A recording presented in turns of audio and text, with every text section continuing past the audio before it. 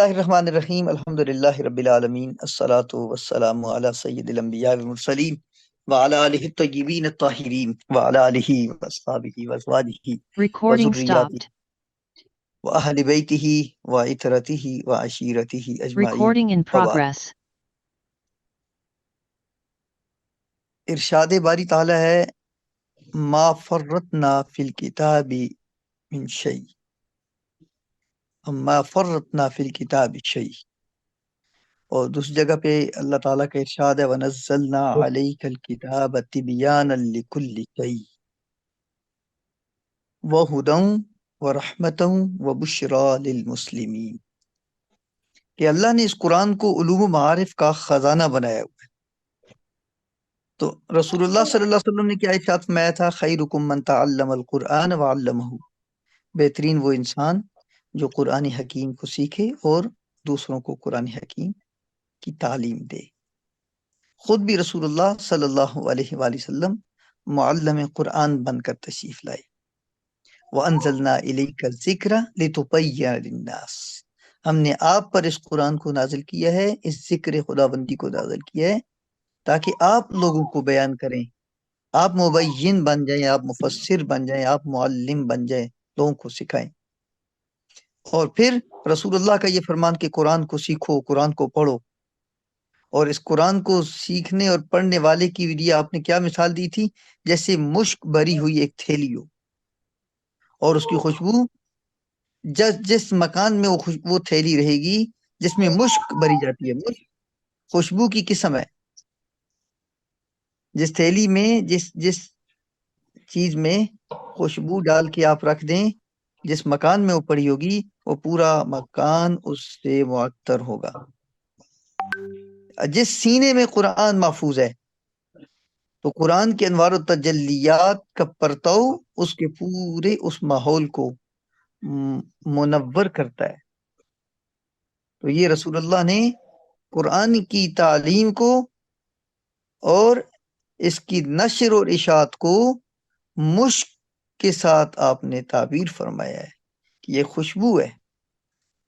اگر سینے میں یہ خوشبو ہے تو جہاں پہ آپ تشریف فرما ہوں گے، آپ کے بیہیویئر سے، آپ کی گفتگو سے، آپ کی گفتار سے، آپ کی رفتار سے، آپ کے کردار سے قرآن حکیم جو آپ کے سینے میں موجود ہے وہ انوار کی صورت میں چہار دانگی عالم میں پھیلے گا اور اس پورے ماحول کو معطر بھی کرے گا، منور بھی کرے گا۔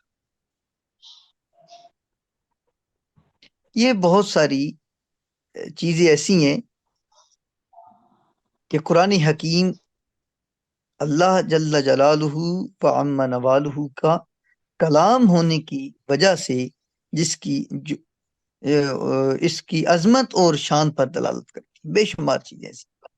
اچھا، آپ کے جو اولین مخاطب تھے وہ کون تھے؟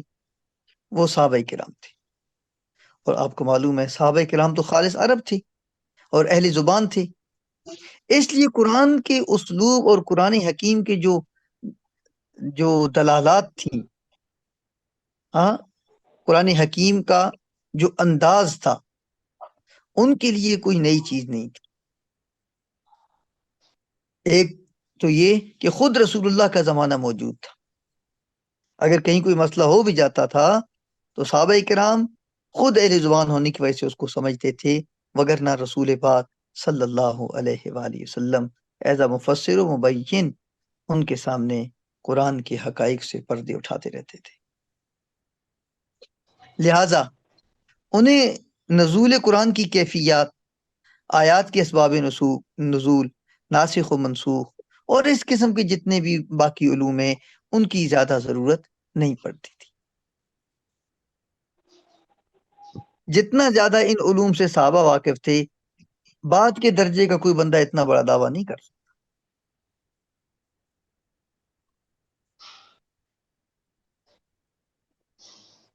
اب ہمارا کام کیا ہے کہ اگر ہم رسول کریم صلی اللہ علیہ وآلہ وسلم یا قرآن حکیم نہ قرآن میں کوئی مسئلہ پائیں، نہ رسول اللہ کی سنت میں کوئی مسئلہ پائیں، تو ہم نے کہاں رجوع کرنا ہوتا ہے؟ اصحاب رسول صلی اللہ علیہ وسلم کی طرف۔ یہ بات ٹھیک ہے کہ نہیں ہے؟ کیونکہ رسول اللہ صلی اللہ علیہ وسلم کے بعد کون لوگ علوم قرآن سے زیادہ واقف ہیں، اور خاص کر صحابہ سے بڑھ کر کون واقف ہو سکتا ہے، جن کے ساتھ یہ خود واقعات پیش آئے، جو خود وہاں پہ ماحول میں موجود تھے، اور بعض تو ایسے تھے جن کے بارے میں قرآن کی آیات نازل ہوئی۔ وہ صحیح بخاری کی ایک روایت حضرت سیدنا عبداللہ ابن مسعود روایت کرتے ہیں کہ ایک دفعہ میں حضور صلی اللہ علیہ وسلم کے ساتھ مدینے کے ایک باغ میں تھا، اور آپ صلی اللہ علیہ وسلم کہیں شاخ کے ساتھ سہارا لیے کھڑے تھے۔ یہودیوں کا ایک واسی گروہ گزرا، تو کسی نے کہا کہ آپ سے روح کے متعلق پوچھتے ہیں۔ دوسرے کہنے لگے مت پوچھیے ان سے، شاید یہ کوئی ایسی بات کر دیں کہ جو آپ کو مناسب نہ لگے، ناگوار ہو۔ لیکن پھر وہ آپ کے سامنے آئے اور پوچھنے لگے، اے ابو القاسم بتائیے روح کیا چیز ہے؟ ہاں، تو اس وقت آپ صلی اللہ علیہ وسلم خاموش رہے۔ عبداللہ ابن مسعود فرماتے ہیں حضور کی اس خاموشی کو میں سمجھ رہا تھا کہ اللہ کی وحی کا نزول ہو رہا ہے، اور میں یہ دیکھتے ہوئے پیچھے ہو گیا آدھا بند۔ جب وحی کا انقطاع ہوا تو رسول کریم صلی اللہ علیہ وسلم نے قرآن کی آیات طیبات تلاوت کی، یسألونک عن الروح قل الروح من امر ربی۔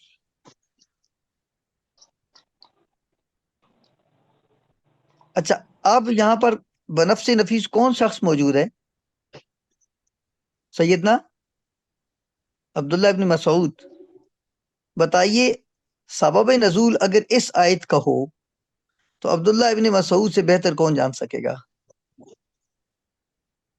ایسا ہی ہے نا؟ آج کی تمام علماء، تمام مفسرین، تمام محققین اس آیت کے بارے میں سیدنا عبداللہ ابن مسعود کی اس روایت کو چھوڑ دیں تو کوئی سمجھے گا ہی نہیں کہ واقعہ کیا ہوا تھا۔ کسی کو پتہ ہی نہیں چلے گا کہ یس الونا کا سے یس الونا میں واؤ جمع کس کی طرف لوٹ رہی ہے، ضمیر کہاں لوٹ رہی ہے؟ کہ علوم القرآن کی سب سے زیادہ درک جن اصحاب کو تھی وہ تھے اصحاب رسول صلی اللہ علیہ وسلم، کیونکہ ان کے ساتھ یہ واقعات ہوئے تھے۔ جو ہڈ ورتی ہوتی ہے نا، جو کسی کے ساتھ کوئی واقعہ ہوتا ہے وہ اس کو زیادہ اچھے سے جانتا ہے۔ ایسے ہی ہے نا، صاحب البیت ادری بما فیہ، گھر والوں کو پتہ ہوتا ہے کہ گھر میں کیا کیا ہے۔ اچھا، اب ہم نے عبداللہ بن مسعود رضی اللہ تعالیٰ عنہ کی بات آپ کو بتائی، تو خلاصہ کلام کیا ہے کہ عید نبوی میں علوم القرآن کو نبی پاک صلی اللہ علیہ وآلہ وسلم کی موجودگی کی وجہ سے اور صحابہ کرام کہ ان علوم پر حاوی ہونے کی وجہ سے، کیونکہ وہ اہل عرب تھے اور ساتھ اہل مجلس بھی تھے، چیزوں کو خود وارداتی طور پر جانتے تھے، تو انہیں علوم قرآن کو منظم کرنے کی ضرورت نہیں پڑی۔ جب بھی کوئی دشواری ہوتی تو حضور سے پوچھ لیتے، رسول اللہ صلی اللہ علیہ وسلم اس کا کوئی حل ارشاد فرما دیتے تھے۔ اچھا، علوم قرآن کی جو بنیاد میں دیکھا جائے تو سید عثمان غنی رضی اللہ تعالیٰ کے زمانے میں قرآن باضابطہ طور پر جمع ہوا، اور جس خط میں لکھا گیا اس خط کو رسم عثمانی کہا گیا۔ اس طرح اب رسوم مختلف بھی پہچانی گئی، ایک رسم رسم عثمانی ہے، ایک رسم رسم کوفی ہے، ایک رسم رسم نسخ ہے، ایک خط ثلث ہے، ایک خط نستعلیق ہے، مختلف خطوط یہ متعارف ہوئے، اور یہ قرآن حکیم کی کتابت کے بعد ایسا ہوا۔ اب کے بعد کتابت نے ایک مستقل فن کی شکل اختیار کر لی۔ اب قرآن حکیم کی علوم میں سے کتابت کرنا بھی ایک علم ہے، اور قرآن کی کتابت کو آپ ایسے ہی کر سکتے ہیں جیسے موجودہ آپ کے قرآن میں موجود ہے، آپ اس میں کسی اور انداز سے نہیں لکھیں گے، آپ نے رسم عثمانی کو فالو کرنا ہے۔ بعض ممالک میں اس رسم کو تبدیل کر کے کسی اور رسم میں لکھا جاتا ہے، لیکن جمہور علماء اس بات پر متفق ہیں کہ قرآن حکیم کی جو کتاب، آپ کو پتا ہے کتاب، لفظ کتاب کاف تا الف اور با، ایسے لکھتے ہیں ہم. لیکن قرآن حکیم میں کاف تا پر کھڑی زبر اور با ہوتا ہے کتاب بعض جگہوں پر. جس جگہ پر ایسے کتاب لکھا ہوا ہے ایسا لکھنا ہی واجب ہے, آپ اس کو چینج بھی نہیں کر سکتے. ملائکہ الف کے ساتھ بھی آتا ہے اور ملائکہ لام کھڑی زبر کے ساتھ بھی آتا ہے.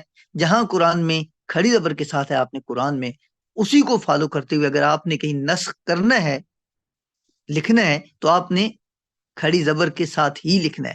اور جس جگہ قرآن میں الف کے ساتھ ہے آپ نے الف کے ساتھ ہی لکھنا ہے, چینج نہیں کر سکیں گے آپ.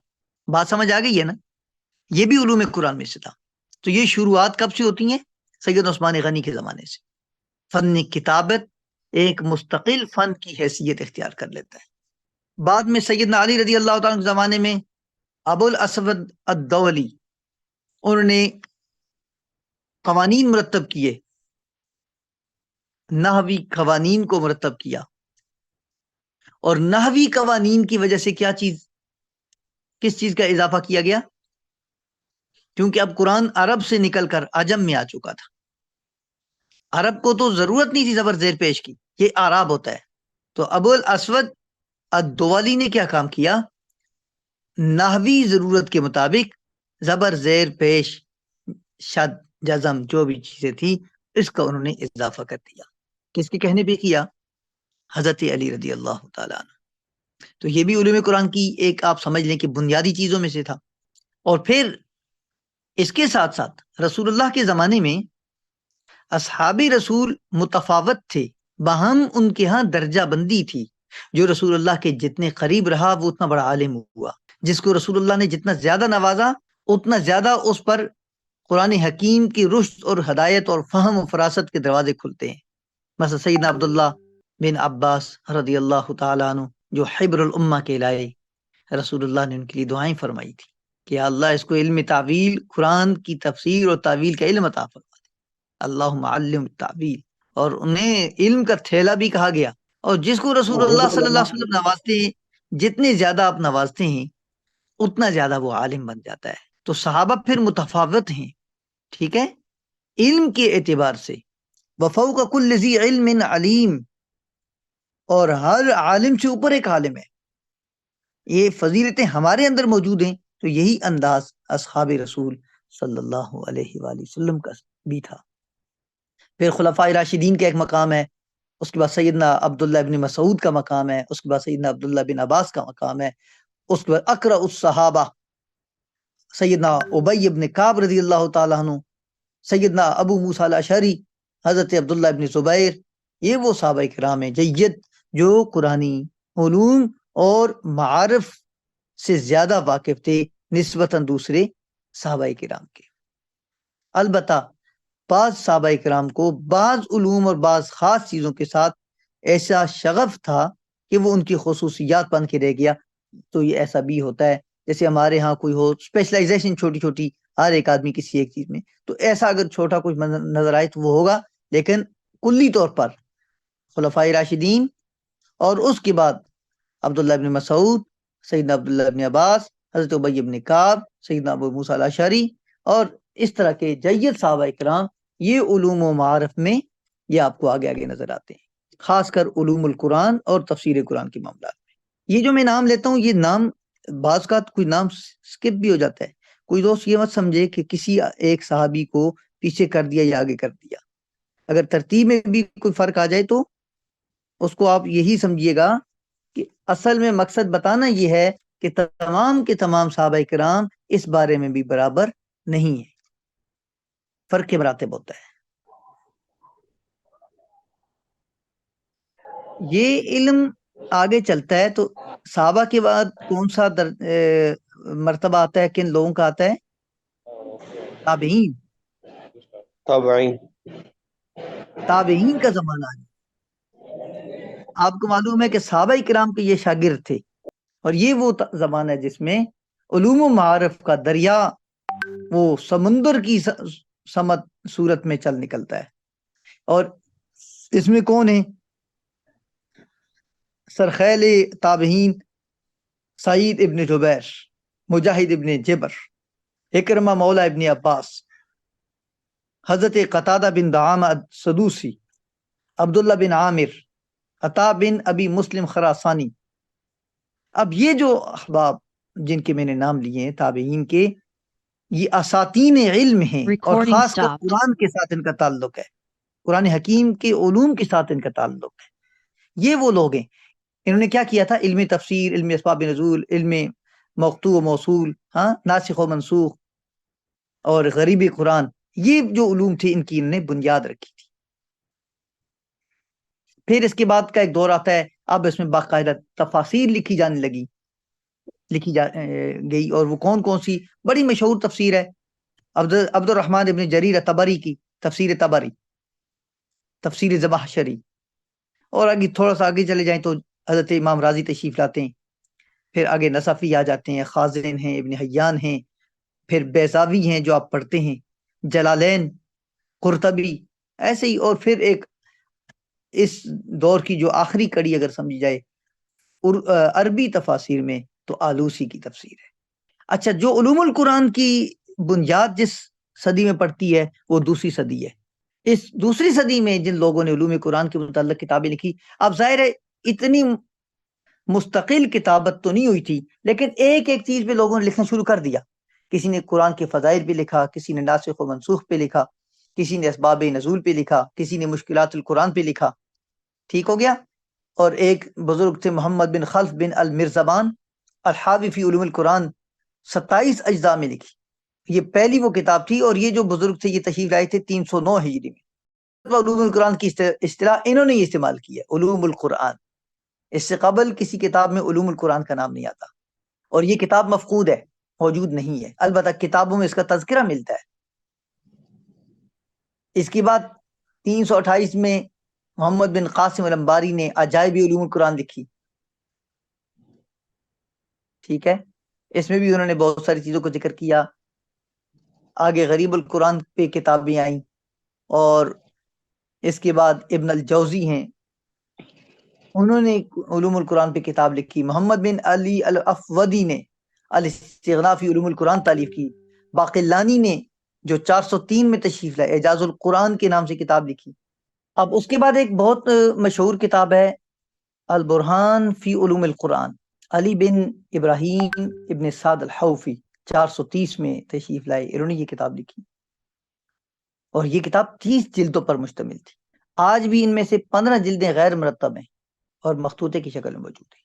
اور یہ ایک ہے تفسیر کی کتاب ہے، لیکن آیت آیت پر اسباب نزول اور شان نزول اور جو علوم القرآن کی ابحاث ہوتی ہیں، نحو ہے، لغت ہے، اعراب ہے، ترتیب قرات ہیں، معنی ہے، تفسیر ہے، معقول ہے، ہر چیز اس میں بیان کرتے ہیں. ہے یہ تفسیر کی کتاب، لیکن علوم قرآن کے ذوق کے مطابق لکھی گئی ہے. تو اس طرح یہ سلسلہ آگے بڑھتا چلا جاتا ہے. بہت خوبصورت کتاب ایک شائع ہوتی ہے، جس کا میں نے شاید پچھلے لیکچر میں ذکر کیا تھا، علامہ بدر الدین زرکشی کی. اب ہم آگے ہیں 8ویں صدی میں، البرہان فی علوم القرآن. ابھی ایک نام میں نے پہلے لیا، البرہان فی علوم القرآن، وہ تفسیر کی کتاب ہے، اور ابراہیم ابن سعد الحوفی نے لکھی تھی، علی بن ابراہیم ابن سعد نے. اور یہ کتاب البرہان فی علوم القرآن، یہ اپنے موضوع پر ایک پہلی جامع کتاب ہے. اس میں 47 علوم قرآن کو زیر بحث لایا گیا، اور یہ وہ پہلی کتاب ہے جو علوم قرآن میں بنیاد کی حیثیت فراہم کرتی ہے آپ کو. اس کے بعد تو پھر کتابیں آئیں، بہت سارے لوگوں نے لکھی. علامہ جلال الدین بلقینی نے کتاب لکھی، اور پھر جس کتاب کا میں نے پہلے ذکر کیا تھا، علامہ جلال الدین سیوطی نے کتاب لکھی. اور علامہ جلال الدین سیوطی نے اپنی کتاب کے جو مقدمے میں جن کتابوں کا ذکر کیا، میں نے آپ کو کافیجی رحمہ اللہ کی کتاب کا حوالہ دیا تھا تحبیر کے نام سے. اس طرح لیکن جو کام علامہ جلال الدین سیوطی نے کیا، وہ جتنا بھی پہلے علوم القرآن کا کام ہوا تھا ان سب پر حاوی ہو گیا. انہوں نے علامہ بدر الدین زرکشی کی اس کتاب پر 33 علوم کا اضافہ کیا. 47 اور 33 کتنے ہو گئے؟ 80. تو سب سے بڑی اور جامع اور مفصل جو کتاب ٹھہری وہ علامہ جلال الدین سیوطی رحمہ اللہ کی کتاب الاتقان فی علوم القرآن ٹھہری. اس کے بعد کتابیں آتی رہیں، لیکن وہ کتابیں جو اس کے بعد تھی، یا تو وہ الاتقان کی تفسیر اور تشریح تھی، یا ان کا اختصار تھا، کوئی نیا اضافہ نہیں ہوا اس میں۔ مثلا مصطفیٰ رافعی کی اعجاز القرآن، ابو زہرہ کا الموجدۃ الکبریٰ، طاہر الجزائری کی التبیان فی علوم القرآن، یہ عربی کی کتابیں، محمد علی سلامہ کی مشہور کتاب منہج الفرقان فی علوم القرآن، محمد عبد العظیم زرقانی کی کتاب مناہل العرفان فی علوم القرآن، ایسے ہی ڈاکٹر صبحی الصالح مشہور کتاب ہے، ہمارے ہاں پڑھائی بھی جاتی ہے، مباحث فی علوم القرآن، ہمارے یہاں سے مراد اسلامک یونیورسٹی میں تھے تو وہاں پہ یہ کتاب ہم نے پڑھی تھی اور پڑھائی جاتی تھی۔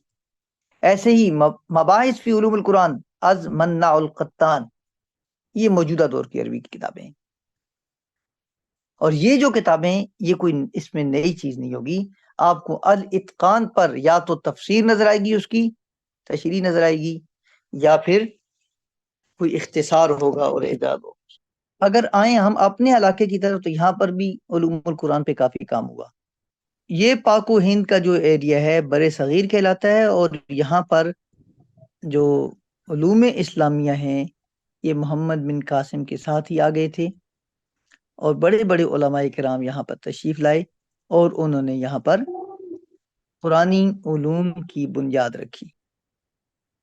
تو یہ جو پہلا جو آپ کے ساتھ چھوٹی سی گزارش کی ہے، یہ علوم القرآن کا ایک آغاز و ارتقاء کا زمانہ تھا۔ آپ دوستوں نے الاتقان فی علوم القرآن، یہ کتاب میں نے آپ کو کہا تھا کہ آپ نے اس پہ تبصرہ کرنا ہے۔ اس سے قبل میں ایک آپ سے گزارش کرتا ہوں، ذرا توجہ سے مجھے آپ نے جواب دینا ہے، بہت زیادہ آپ کی توجہ چاہیے ہوگی۔ کچھ لوگ رمضان المبارک میں افطاری جو ہوتی ہے وہ بہت جلدی کرتے ہیں، اور کچھ لوگ افطاری میں تاخیر کرتے ہیں۔ آپ کا کیا خیال ہے کہ جو لوگ افطاری میں جلدی کرتے ہیں ان کے روزوں کا کیا حکم ہے، اور جو تاخیر سے کام کرتے ہیں ان کے بارے میں آپ کی کیا رائے ہے؟ السلام علیکم سر۔ جی وعلیکم السلام۔ اچھا سر، اس طرح ہے کہ پہلے تو حکم تھا کہ نماز مغرب کے بعد جو روزہ افطار کیا جاتا تھا، تو بعد میں شاید یہ منسوخ ہو گیا، اور اس کے بعد جو ہے نا پھر حکم آ گیا تھا کہ آپ نے اذان کے بعد روزہ افطار، غروبی آفتاب کے وقت آپ نے روزہ افطار کرنا ہے، جو ہم نے سنا پڑا ہے۔ ایک آدمی آپ کی بات نہیں مانتا تو آپ کیا کریں گے؟ اس کو کچھ دلائل دیں۔ جی اور کوئی؟ سر غروبی آفتاب کے بعد افطار جلدی کرنا یہ مسنون ہے، اور رسول اللہ صلی اللہ علیہ وسلم کے احادیث بھی ہے کہ غروب آفتاب کے بعد جو ہے وہ افطار جلدی کر لینا چاہیے۔ تو جو بات نہیں مانیں گے تو ان کے لیے پھر ہم احادیث رکھ دیں گے سامنے۔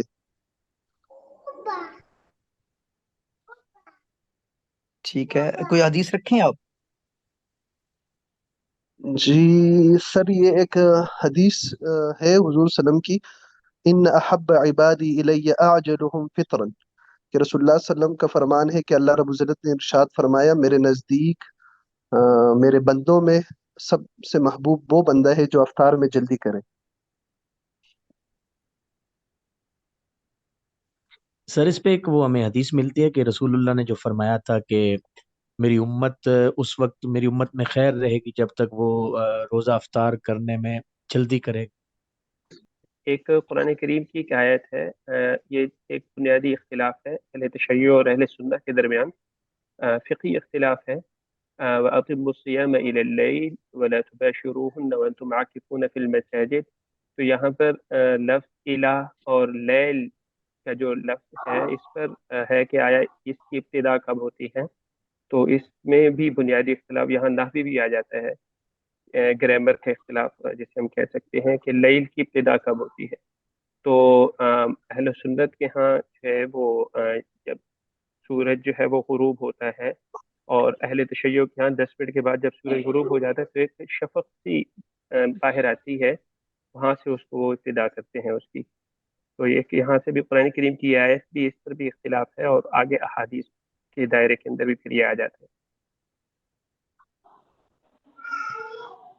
یہ ابتدائی الی اللیل ہے یا الی اللیل یہ عمومی وَأَتِمُّ ہے؟ الصِّيَامَ أَتِمُّ الصِّيَامَ إِلَى اللَّيْلِ، اپنے روزے کو رات تک پورا کر لو. تو ٹھیک یہ ہے، وہ سر تو غایہ وقت مغیہ الگ کا ہے کب اختلاف آ کرنا جاتا ہے. ہے.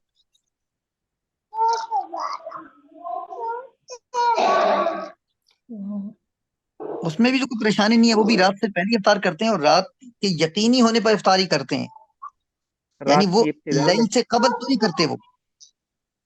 لیکن سر رات کی ابتدا میں اختلاف ہے کہ رات کی ابتدا کب سٹارٹ ہوتی ہے.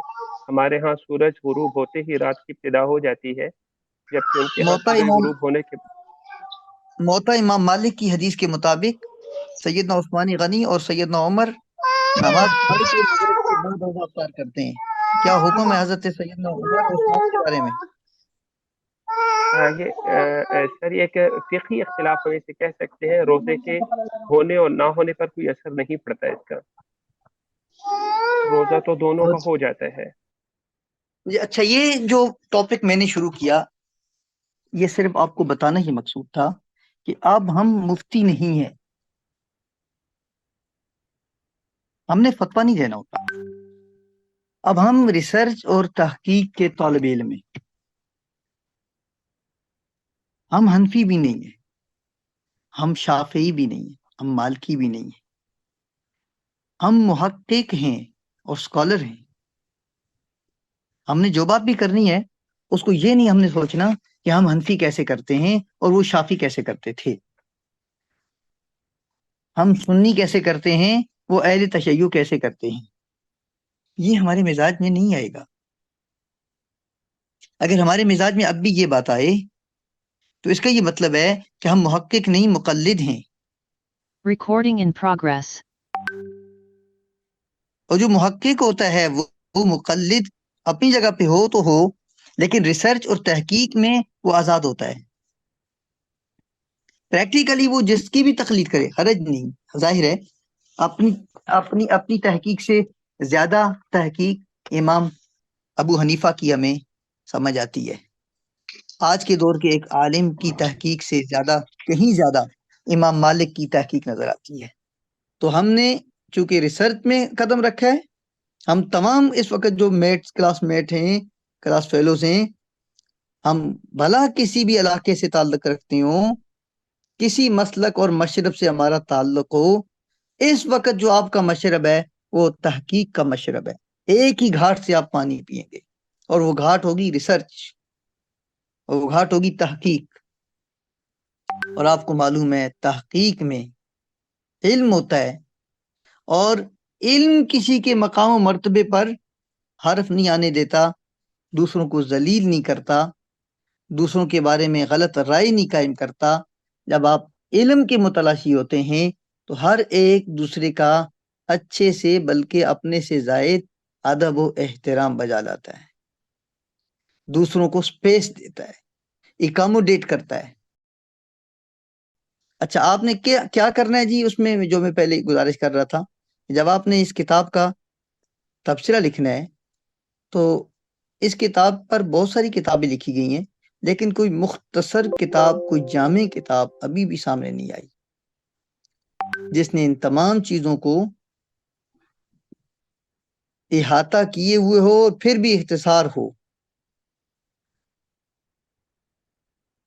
تو آپ نے سب سے پہلے مصنف کا تذکرہ کرنا ہے، اور اس کے بعد اس کتاب کے چیدہ عنوانات کو آپ نے تھوڑا تھوڑا ڈسکس کرنا ہے، اور ساتھ آپ نے حوالہ دینا ہے. پیٹرن میں آج آپ کو، کل آپ کو شیئر کروں گا، اسی پیٹرن کے مطابق آپ نے A4 سائز کے پیج پر اپنے لیپ ٹاپ میں آپ نے لکھنا ہے، اور اچھا ہے کہ اپنے ہاتھوں سے آپ لکھیں گے.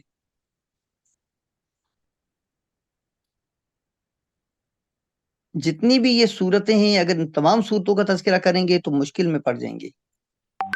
تو اگر تھوڑا تھوڑا اس میں سے آپ خلاصہ بیان کرتے چلے جائیں تو اس طرح فائدہ کیا ہوگا آپ کو کہ کم از کم ایک مرتبہ آپ اس کتاب سے گزر جائیں گے.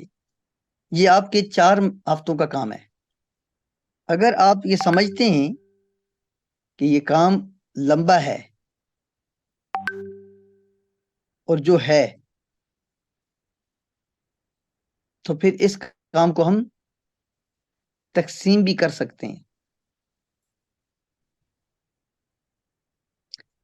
ہماری تعداد انشاءاللہ امید ہے کہ 40 پلس ہوگی. تو پھر اس کی ہم ایک ترتیب بنائیں گے اور اس ترتیب کے مطابق آپ تمام احباب اپنی اپنی جو آپ کے گروپ بن جائیں ان میں اس کتاب کے مضامین پر آپ اپنی اپنی تفسیر اور ریسرچ پیش کریں گے. اچھا، آج کے لیے جو آپ کا جو پہلے ہم نے پڑھنا، ایک تو یہ ہو گیا تعارف ہو گیا تھا، ارتقاء ہو گیا، آغاز ہو گیا، مختلف کتابیں کہاں کہاں کس کس نے لکھی، کچھ ایسی باتیں ہو گئی تھی. ابھی ہم امام جلال الدین سیوطی کی جو کتاب کا آغاز ہے، اس میں نوع اول ہے، اس کو آپ دیکھ لیں. یہ مکی اور مدنی صورتوں کی شناخت، اس کے حوالے سے ہم نے دیکھنا ہے کہ اس میں کتابیں کتنی لکھی گئی ہیں، کون کون سے مصنف نے لکھی ہیں.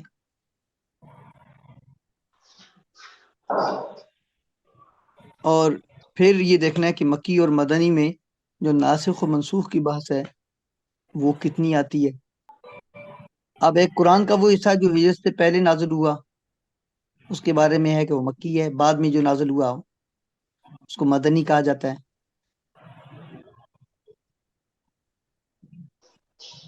اور ہجرت کے بعد نازل ہونے والے حصے میں ان تمام صورتوں کی حالت یکساں مانی جاتی ہے جو عام الفتح اور حجۃ الوداع میں بمقام مکہ یا اس سفر میں نازل ہوئی. یہ ساری باتیں آپ کو اس الاتقان فی علوم القرآن میں مل جائیں گی. جو بہت اہم بات ہے جو آپ نے جس کے بارے میں خاص خیال رکھنا ہے وہ یہ ہے کہ آپ نے یہ دیکھنا ہے کہ اس کے بعد ایک کتاب لکھی گئی ہے مناہل العرفان. مناہل العرفان میں ان روایات کو انہوں نے ساتھ ساتھ تخریج بھی کی ہے اور ان میں انہوں نے تحقیق بھی کی ہوئی ہے. جیسے میں نے اس دن بھی ایک روایت بیان کی تھی عبداللہ ابن مسعود کی، اور امام بخاری نے اس کو ذکر کیا ہوا ہے. اس میں آپ نے قسم کھائی تھی کہ اس ذات کی قسم جس کی سوا کوئی معبود برحق نہیں، کتاب اللہ کی کوئی آیت ایسی نازل نہیں ہوئی جس کے متعلق میں یہ نہ جانتا ہوں کہ کس کے بارے میں اور کہاں نازل ہوئی.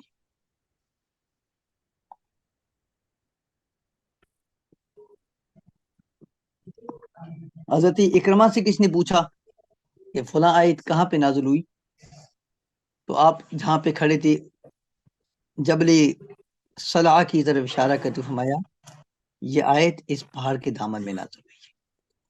ایسے ہی پھر مدینہ میں کتنی صورتیں نازل ہوئیں، مکہ میں کتنی صورتیں نازل ہوئیں، تھوڑی سی ہم نے بات کی تھی.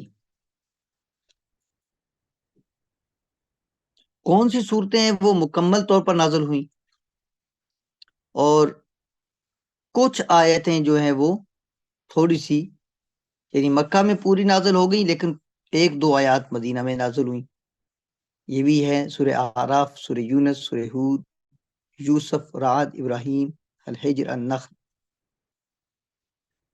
اور کون سی آیات ہیں وہ بھی ساتھ آپ کے اس کے نیچے ہی آپ کو مل جائے گا کہ مکہ والی کون سی ہیں اور مدینہ والی کون سی ہیں.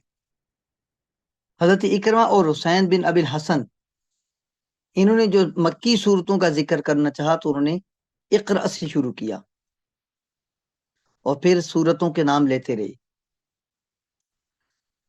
تاکہ آپ نے پھر آخری جگہ پہ فرمایا کہ سورۃ العنکبوت. یہ جو صورتیں ہیں یہ مکہ میں نازل ہوئیں اور باقی جو صورتیں تھیں ان کا نام لیا اور مدینہ میں یہ نازل ہوئی، ان کو آپ نے روایت کیا.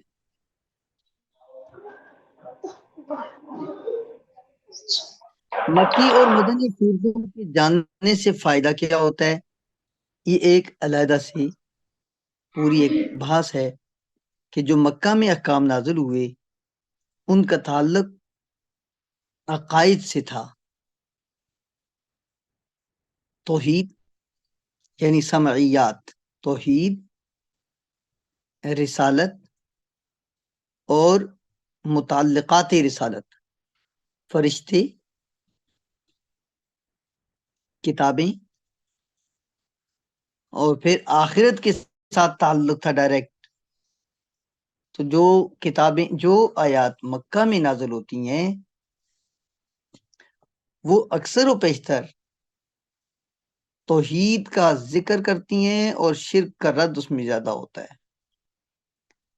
دنیاوی زندگی کو کنڈم کیا جاتا ہے اور اخروی زندگی کو بار بار پیش کیا جاتا ہے، حقائق اس کے سامنے رکھے جاتے ہیں۔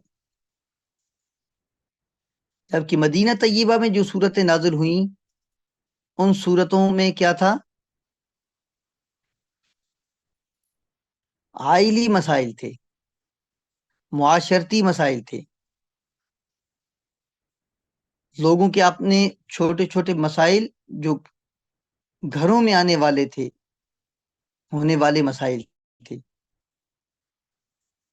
اور اس طرح کے وہ مسائل جو ایک معاشرے کو تشکیل دینے کے لیے جن کی ضرورت پڑتی ہے ان تمام کو مدنی صورتوں میں بیان کیا گیا۔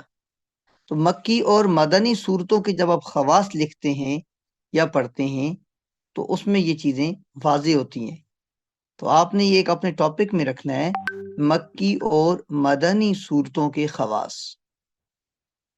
جس وقت آپ اپنی آرٹیکل وہ لکھیں گے تو اس میں آپ نے ان چیزوں کو اس انداز سے بھی مرتب کرنا ہے کہ امام جلال الدین سیوطی رحمہ اللہ جب اس صورتوں پر بات کرتے ہیں تو کون کون سے خواص وہ سامنے رکھتے ہیں جو مکی صورتوں میں پائے جاتے ہیں یا جو مدنی صورتوں میں پائے جاتے ہیں۔ بعض صورتیں ایسی ہیں جن کے بارے میں یہ لگتا ہے کہ یہ مکہ میں بھی نازل ہوئی اور مدینہ میں بھی نازل ہوئی۔ ٹھیک ہے، سورۃ الفاتحہ، اور اس میں وہ قرآن وہ کیا ہے، وَلَقَدْ آتَيْنَاكَ سَبْعًا مِنَ الْمَثَانِي وَالْقُرْآنِ الْعَظِيمِ، ہم نے آپ کو 7 آیات مثانی یعنی جو بار بار پڑھی جاتی ہیں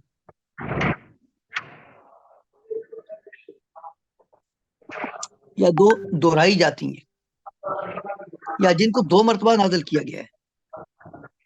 تو عظمت کی بنا پر ایک مرتبہ مکہ میں نازل کیا گیا، ایک مرتبہ مدینہ میں نازل کیا، اگر ایسا ہے، نہیں تو بالاتفاق یہ جو آیت ہے یہ سورۃ الفاتحہ اس سے مراد لی گئی ہے، اور یہ بات صحیح حدیث میں موجود ہے۔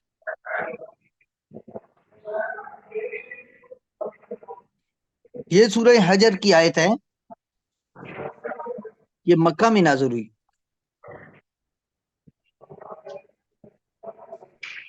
اور اصل میں یہ سورت رسول اللہ صلی اللہ علیہ وسلم کے شرف کی طرف اشارہ کرتی ہے کہ ہم نے آپ کو ایسی صورت عطا فرمائی جو اس سے پہلے عظمت والی صورت ہم نے کسی کو نہیں دی۔ اس میں صورت کا شرف اور مقام تو موجود ہے، لیکن صورت کے شرف اور مقام سے مقام رسول کی طرف اشارہ کرنا بھی مراد تھا۔ اب چونکہ مکہ میں نماز فرض ہو چکی تھی نا، تو سورہ فاتحہ کے بغیر تو لا صلاۃ الا بفاتحۃ الکتاب حدیث ہے نا، تو فاتحہ مکہ میں نازل ہوئی، یہ تو بات پکی ہے۔ حضرت علی رضی اللہ تعالیٰ عنہ کی وہ حدیث بھی آپ بیان کرتے ہیں کہ سورۃ الفاتحہ مکہ میں زیر عرش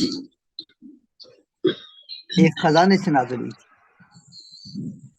اچھا، اب اس میں مجاہد کا قول یہ ہے کہ مدینہ میں نازل ہوئی، اور وہ بھی صحیح سند کے ساتھ ہے، لیکن کسی نے کہا کہ امام مجاہد کو اس میں لغزش ہوئی ہے۔ ٹھیک ہے، کیونکہ جمہور کی بات کو دیکھا جائے گا، اور جمہور کیا کہتے ہیں کہ سورہ فاتحہ مکۃ المکرمہ میں نازل ہوئی۔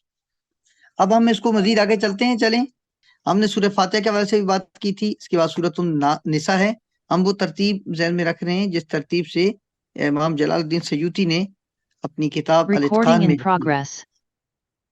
تو سورۃ النساء کے بارے میں بھی جیسے رسول اللہ صلی اللہ علیہ وآلہ وسلم کے حوالے سے آپ کو احادیث میں مل جاتی ہیں کہ سورۃ النساء کہاں پہ نازل ہوئی اور اس کی کون سی آیت کہاں پر نازل ہوئی، کیونکہ اس کا بڑا حصہ جو تھا وہ مدینہ طیبہ میں نازل ہوا۔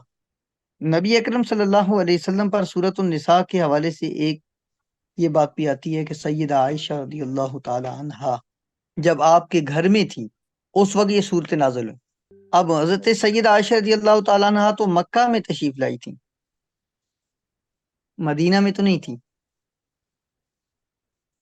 تو اس سے چونکہ جو سورۃ النساء ہے اس میں کچھ آیات بینات ہیں جو مدینہ میں نازل ہوئی، لیکن زیادہ تر حصہ اس کا مکہ المکرمہ میں نازل ہوا۔ اس کے بعد ہے سورہ یونس ہے، سورۃ الرعد ہے، اللہ یعلم ما تحمل کل انثی وهو شدید المحال، یہاں تک اس میں قرآن حکیم کی ایک آیت ہے، یہ آیت مدینہ میں نازل ہوئی، اور بقیہ جو یہ سورۃ الرعد ہے یہ مکہ میں نازل ہوئی۔ تو البتہ چھوٹے موٹے اختلافات ہوتے رہتے ہیں، اور بعض کا ایسا بھی ہوتا ہے کہ ایک سورت یا آیت کہیں بھی نازل ہوئی، مکہ میں فار ایگزامپل نازل ہو گئی، اور بعد میں اسی سے ملتا جلتا واقعہ نبی پاک صلی اللہ علیہ وسلم کے مدینہ میں تشریف لانے کے بعد کسی کے ساتھ پیش آیا اور آپ تک وہ واقعہ پہنچا، اور سرور عالم صلی اللہ علیہ وسلم نے وہی آیات بینات تلاوت کر دی، تو سننے والے نے یہ محسوس کیا کہ یہ قرآن اس بارے میں نازل ہوا، یا کسی مجلس میں بیٹھے ہوئے کسی کا واقعہ پیش آیا تو اہل مجلس نے یہی سمجھا کہ اس واقعے کی مناسبت سے یہ صورت نازل ہوئی ہے یا آیت نازل ہوئی ہے، حالانکہ ایسا ہوتا نہیں ہے۔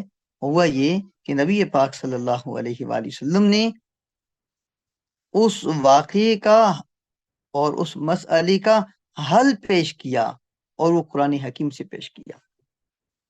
تو بعض اوقات سمجھنے میں مسٹیک ہوئی، انڈرسٹینڈنگ میں مس انڈرسٹینڈنگ ہوئی، تو آئندہ آنے والوں نے اس کو یہ سمجھ لیا کہ یہ ایسا ہے۔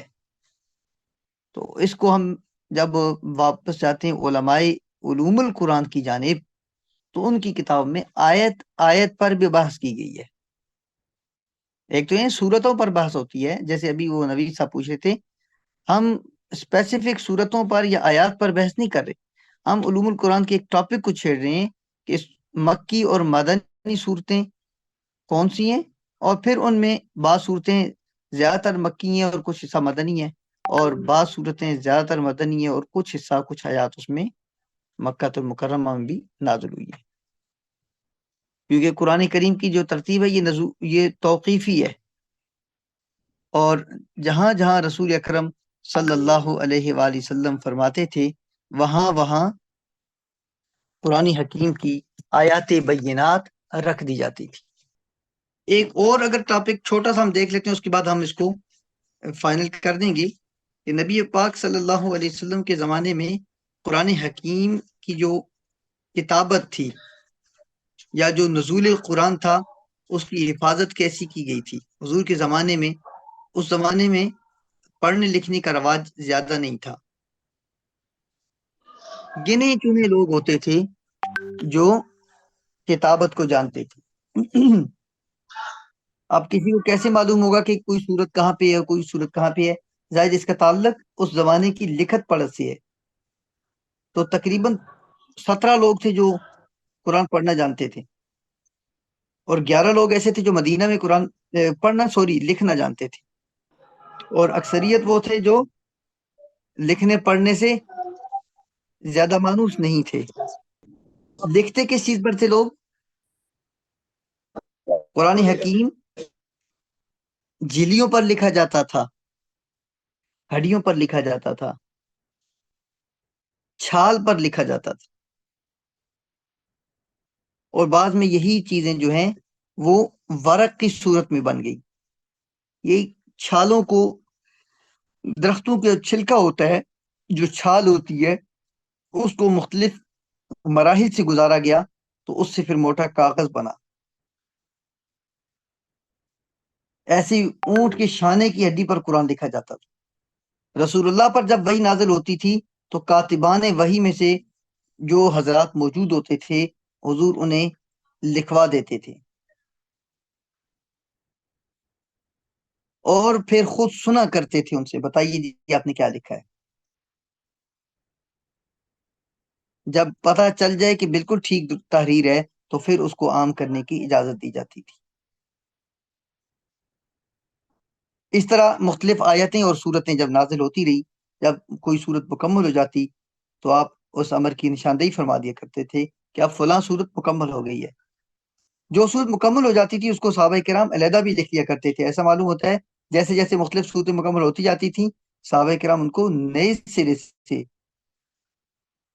اب آخری اور حتمی ترتیب کے مطابق الگ الگ صحف میں صورتوں میں لکھتے تھے. اس میں قرآن حکیم میں اللہ تعالیٰ کا ارشاد ہے رسول من اللہ یتلو صحف مطہرہ فی کتب قیمہ, یعنی یہ اللہ کی طرف سے بھیجے ہوئے رسول ہیں جو ایسے پاکیزہ صحیفے کتابچے تلاوت کر کے سناتے ہیں جن میں قیمتی تحریریں درج ہیں.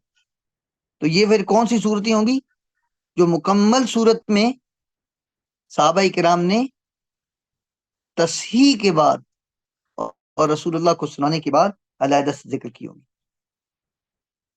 تو یقین یہ مکمل صورتیں ہوں گی. ایک اور کام تھا حفاظت کے لیے صحابہ کرام زبانی یاد کر لیتے تھے. اسی لیے قرآن حکیم کو پڑھنے کا جو ایک انداز اپنایا گیا وہ نماز کی صورت میں اپنایا گیا. دے فرسٹ پہلے دن ابتدائی اسلام سے ہی کوئی دن ایسا نہیں گزرتا جب مسلمان پر نماز نہ فرض ہوئی ہو. معراج کے موقع پر تو 5 نمازوں کی اوقات مقرر کر دیے گئے اور فرض ہوئی, لیکن اس سے پہلے بھی مسلمان نماز پڑھتے چلے آ رہے تھے. بعض روایت سے معلوم ہوتا ہے کہ دن میں 2 وقت کی نماز فرض تھی اور غالباً 2 رکعت, ایک فجر کی اور ایک شام کے کسی وقت کی, ممکن ہے کہ وہ عصر کی ہو. اس لیے نئے مسلمان ہونے والے صحابی قرآن مجید کو یاد کرنا شروع کر دیا کرتے تھے.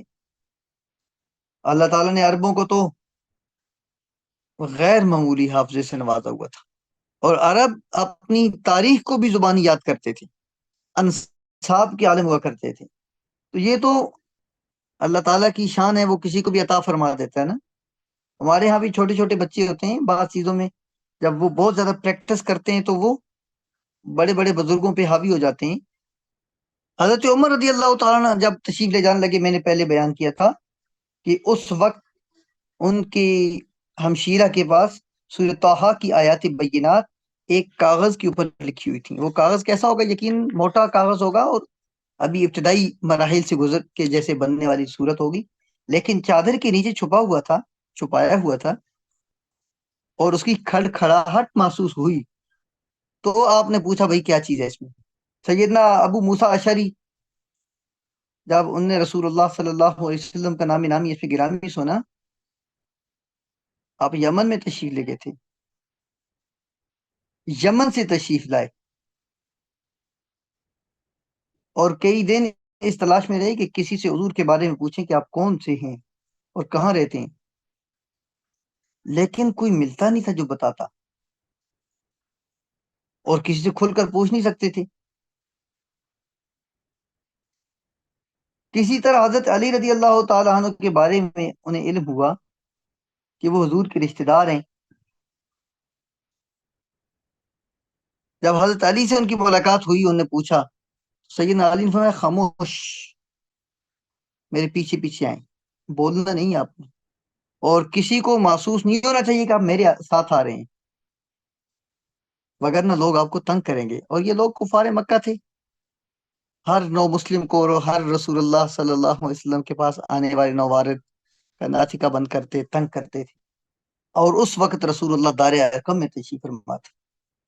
اس حالت میں بھی یہ انتظام اور اہتمام موجود تھا. قرآن مجید کا جتنا حصہ نازل ہوتا جائے اسے کیا کر لیتے تھے, صحابہ کرام کو زبانی بھی یاد کروایا جاتا تھا اور تحریری شکل میں بھی لکھوا دیا جاتا تھا, اور پھر اس کے نسخے تیار کر کے گھر گھر خواتین کو بھی پہنچائے جاتے تھے، اور یہ ایک سمجھ لیں کہ ایک مواصلاتی طریقہ تعلیم تھا کہ لوگ تو آپ کے گھر تک نہیں آ سکتے تھے، آپ کی مجلس میں اٹینڈ بیٹھنا اٹھنا مشکل تھا، اور رسول اللہ نے اس زمانے میں ایسے کر لیا کہ قرآن کے ورق ورق گھر گھر تک پہنچائے۔ مکہ مکرمہ میں قیام کے آپ کے 13 سالہ دور میں جو صورتیں نازل ہوئیں، جیسا کہ آپ نے کہا کہ وہ مکہ المکرمہ کے نام کی وجہ سے مکی کہلاتی ہیں، یا جو قبل از ہجرت نازل ہوئی، میں نے گزارش کی تھی جغرافیائی طور پر مکہ میں ہونا رہنا یہ کوئی شرط نہیں ہے، نہ ہی مدینہ میں رہنا شرط ہے، البتہ دور مکہ اور مدینہ کو ہونا چاہیے۔ تبوک تشریف لے گئے، اور وہاں پہ جو صورتیں نازل ہوں گی وہ چونکہ دور مکی مدنی تھا تو مدنی کہلائیں گی۔ مکہ تشریف لائے ہجرت کے بعد، مکہ میں نازل ہوئی سور اور آیات مدنی ہی کہلائیں گی کیونکہ ہجرت کے بعد ہوا ایسا۔ اب مکہ مکرمہ میں کتنی صورتیں نازل ہوئیں اور مدینہ میں کتنی صورتیں نازل ہوئیں، یہ میں نے آپ کو اس دن ایک صورت کی عدد لکھ کر بتایا تھا۔ یہ ایک اچھا فارمولہ ہے، اس کو آپ سمجھ سکتے ہیں کہ سورۃ البقرہ کی 286 آیات ہیں، اور رائٹ سائڈ کی اگر دو حصوں کا عدد کو آپ ملائیں گے تو 86 یہ مکہ المکرمہ میں نازل ہوتی ہیں، اور لیفٹ پہ جو آتا ہے 28 کا عدد بنتا ہے تو یہ مدینہ طیبہ کی صورتوں کی تعداد نکل آتی ہے۔ تو جو مکہ المکرمہ میں نازل ہوتی ہے میں توحید، رسالت، آخرت اور مکارم اخلاق، پھر ہر ایک میں تفصیل ہے، آگے گفتگو ہے، اللہ تعالیٰ نے مختلف انبیاء کرام کی تذکرے فرمائے، ان کی نمایاں اوصاف بتائیں، ان کی ابلاغ اور تبلیغ کا طریقہ اور ذریعہ بتائے، ٹھیک ہے، جن لوگوں نے ان انبیاء کرام کی پیروی کی ان کے تذکرے ملتے ہیں اس میں، جنہوں نے ان کو نہیں مانا اور عذاب الہی سے دوچار ہوئے یا غلط انجام تک پہنچے، وہ ذکر کیا گیا۔ مکی صورتوں میں کیا چیز ہے؟ زور بیان ہے، فصاحت و بلاغت ہے، ٹھیک ہے، اور یہ انتہا کو نظر آتی ہے۔ کیوں؟ یہ خاص کر اہل مکہ کو غرور تھا اپنی عرب دانی پر، فصاحت و بلاغت پر، اسی لیے تو معلقات سبا کو بیت اللہ کے دروازے پہ وہ لٹکا دیتے تھے کہ ہے کوئی اس جیسا لے کے آؤ۔ اسی لیے اللہ تعالیٰ نے قرآن حکیم کا اعجاز جب بیان کرنا چاہا اہل مکہ کے سامنے، تو پھر اللہ نے جو مکہ میں صورت نازل فرمائی اس میں آپ کو فصاحت و بلاغت کے دریا امڑتے نظر آتے ہیں۔ اور جب مدینہ میں تشریف لائے تو مدینہ طیبہ میں جو آپ نے سب سے پہلے کام کیا وہ کیا تھا؟ زبانی قرآن یاد کرے لوگوں کو۔ اب مدینہ میں صحابہ کرام کو نسبتاً آسانی تھی اور آزادی تھی، اور رسول اللہ کی سرپرستی میں مسجد نبوی ایک بہت بڑا مرکز بن چکا تھا، اور اس میں ایک حضور نے مدرسہ قائم کر دیا تھا جس کا نام صفا تھا۔ اس میں بڑی تعداد میں صحابہ کرام تشریف فرما ہوتے تھے، 70-80 کے لگ بھگ صحابہ کرام یہاں پر رہتے تھے اور رسول اللہ صلی اللہ علیہ وآلہ وسلم سے فیض حاصل کرتے تھے، علم حاصل کرتے تھے۔ اور پھر اس میں روزانہ کی رپورٹ بھی بنتی تھی، ٹھیک ہے۔ اس کے علاوہ بھی یہ تھا کہ مدینہ المکرمہ میں منورہ میں 9 مساجد تھیں، اور بعض جگہوں پہ آتا ہے ان مساجد کے علاوہ بھی مصلے تھے، اور وہاں پہ کیا ہوتا تھا؟ بچوں اور خواتین اور بزرگوں کی تعلیم، بالغان کی تعلیم کا اہتمام ہوتا تھا۔ حضور نے ایک صحابی مقرر کیے تھے جن کی ذمہ داری تھی روزانہ ان مراکز کا وہ جائزہ لیتے تھے اور رپورٹ پیش کرتے تھے۔ ایک دفعہ یہ ذمہ داری سیدنا عبداللہ عبادہ بن صامت رضی اللہ تعالیٰ ان کو بھی دی گئی۔ ایک زمانے میں حضرت ابی بن کعب بھی اس کے ذمہ دار یا ناظم الامور ہوئے، ٹھیک ہے نا۔ اور یہ ابی بن کعب آپ کو معلوم ہے کہ قرآن کی تفسیر اور قرآن کی قرات کے حوالے سے بہت نمایاں مقام رکھتے تھے۔ جن لوگوں کی اللہ کے نبی نے تعریف کی ہے قرآن کی تلاوت اور قرات کے حوالے سے، ان میں ایک نام حضرت ابی بن کعب کا بھی ہے۔ حضور نے ان کو فرمایا وَأَقْرَأُهُمْ ابئی، میری امت میں سب سے جو بڑے قاری ہیں وہ حضرت ابئی ہیں، ابی ابن کعب۔ اس کے ساتھ ساتھ رسول اللہ صلی اللہ علیہ وسلم نے ایک اور خاص نیٹ ورک قائم کیا تھا، اور وہ کیا تھا؟ وہ رمضان المبارک میں قرآن حکیم کی سماعت اور قرآن حکیم کی تکرار کا جو انتظام تھا وہ نبی پاک صلی اللہ علیہ وسلم نے کیا تھا۔ حضور خود جبریل امین کے ساتھ دور کرتے تھے، گویا حضور صلی اللہ علیہ وسلم نے جتنا قرآن حکیم اللہ نے آپ پہ نازل کیا ہوتا تھا وہ سال بسال حضرت جبریل کے سامنے پیش کرتے تھے، اس کو معارضہ کہتے ہیں، اور پھر جبریل امین سنایا کرتے تھے، رسول اللہ سنا کرتے تھے، اور رسول اللہ صلی اللہ علیہ وسلم سناتے تھے، صحابہ کرام سنا کرتے تھے، اور بعض کا صحابہ کرام میں سے کوئی صحابی سناتا تھا، رسول اللہ سنا کرتے تھے، جیسے کہ حضور نے حضرت ابن مسعود سے غالباً کہا تھا کہ پڑھ کے سناؤ، نے کہ یا رسول اللہ آپ پر تو قرآن نازل، آپ کو سناؤ، تو مجھے اچھا لگتا ہے دوسروں سے سنو۔ تو اگر کسی کی کہیں بھول چوک ہو جاتی تھی، کوئی غلطی ہوتی تھی، وہ ساتھ ساتھ اس کی تصحیح بھی ہو جاتی تھی، حضور اصلاح فرما دیتے۔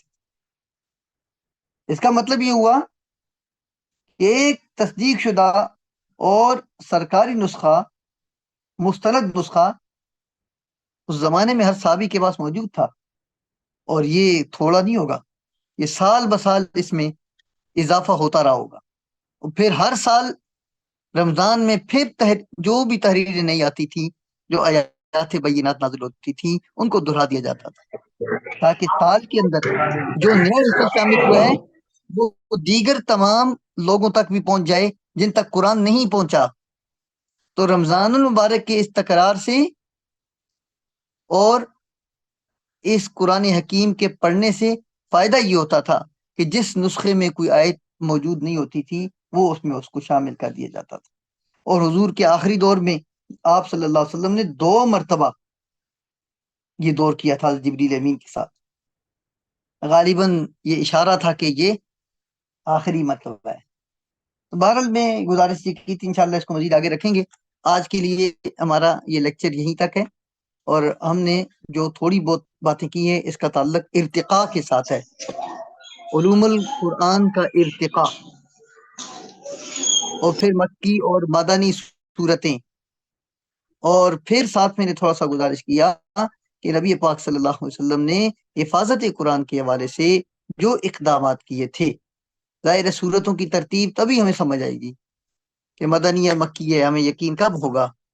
اس وقت ہوگا جب ہمیں پتہ چلے گا کہ نبی پاک صلی اللہ علیہ وسلم نے ان چیزوں کی حفاظت کا پراپر اہتمام کیا تھا، باقاعدہ اہتمام کیا تھا۔